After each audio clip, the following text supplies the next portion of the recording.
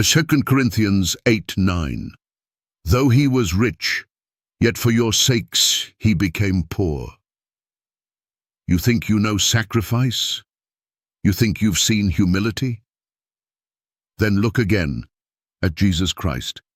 The world chases wealth, crowns, thrones, power. Men build empires, die for gold, and crush others to climb. But the Son of God did the exact opposite. He had everything and gave it all up. 2 Corinthians chapter 8 and 9 declares a truth that rips through every false image of Jesus, every watered-down sermon, every religious excuse. Though he was rich, yet for your sakes he became poor.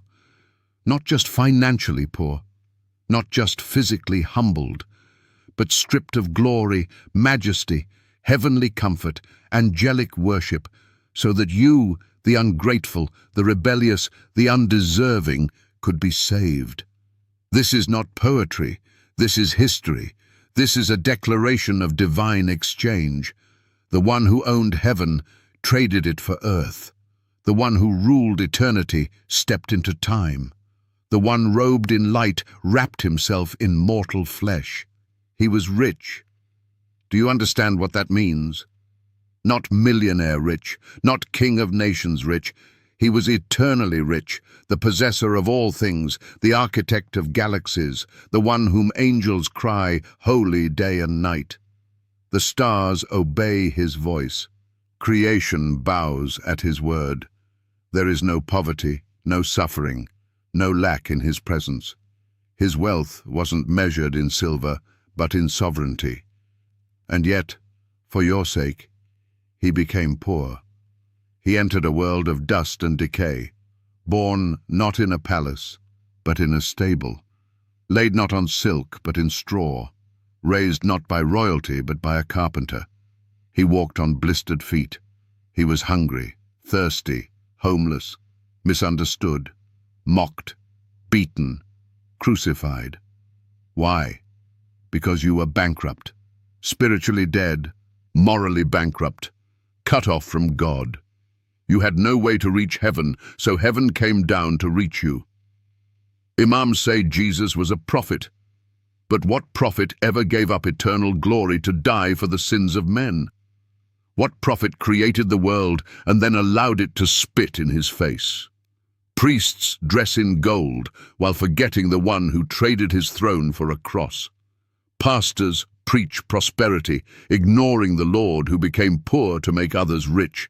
Skeptics mock, saying, if he was God, why suffer like that? But that's the very point. Only God would lower himself so far. Only love that deep would embrace such loss. He didn't need us. He wasn't lonely. He lacked nothing. And yet he chose the path of poverty, not just in coins, but in dignity, in status, in the eyes of men. The Creator allowed himself to be crushed by his creation, for your sake, for your salvation. So don't you dare say God doesn't care. Don't you dare say he's distant, absent, or cruel. He gave up more than you'll ever have to lose. He emptied himself so you could be filled. He became poor so you could inherit eternal riches. And here's the challenge. What have you done with that truth? Do you sit in stained glass buildings and deny his sacrifice with your pride? Do you recite prayers and ignore the one who gave everything? Do you reject him still while breathing air he paid for with blood? He was rich. He became poor. For you. And still, many treat him like he's cheap. Let the world know salvation was not free. It cost heaven everything. And that cost was paid. Not in gold, but in blood. Prove him wrong if you can. But remember, the one who became poor for you now sits enthroned in glory, and he will return, not as a servant, but as a king. Will you face him as Savior or Judge?